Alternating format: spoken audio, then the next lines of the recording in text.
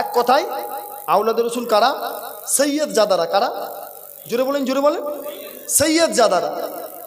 তবে হ্যাঁ, সব সৈয়দ আওলাদের রসুল নয়, মাথায় রাখতে হবে। বা এখন তো আবার সৈয়দে সৈয়দে ছড়াছড়ি, প্রচুর সৈয়দ বেরিয়ে গেছে।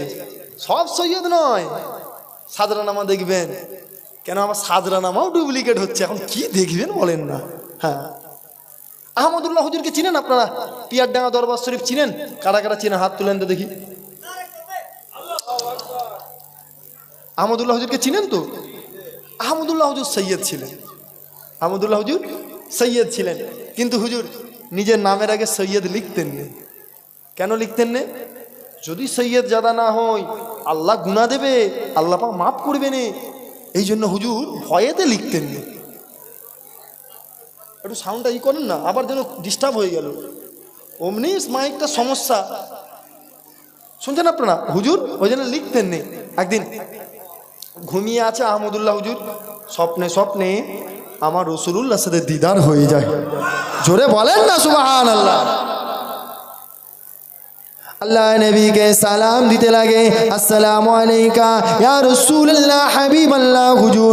আল্লাহ নবী সালামে জবাব দিয়ে বলতে লাগে, এ বাবা আহমদুল্লাহ রে, তুমি তো আমার আওলাদ বাবা, তুমি কেন তোমার নামের আগে সৈয়দ লিখো না?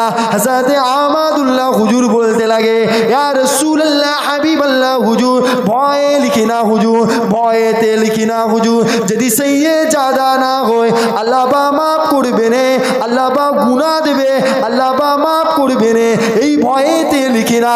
আমার রাসূলুল্লাহ বলতে লাগে, এ বাবা আহমদুল্লাহ রে, আমি রাসূলুল্লাহ জানিয়ে দিলাম তুমি আমার আওলাদ, তুমি সৈয়দ জাদা, তুমি তোমার নামের আগে সৈয়দ লিখবে।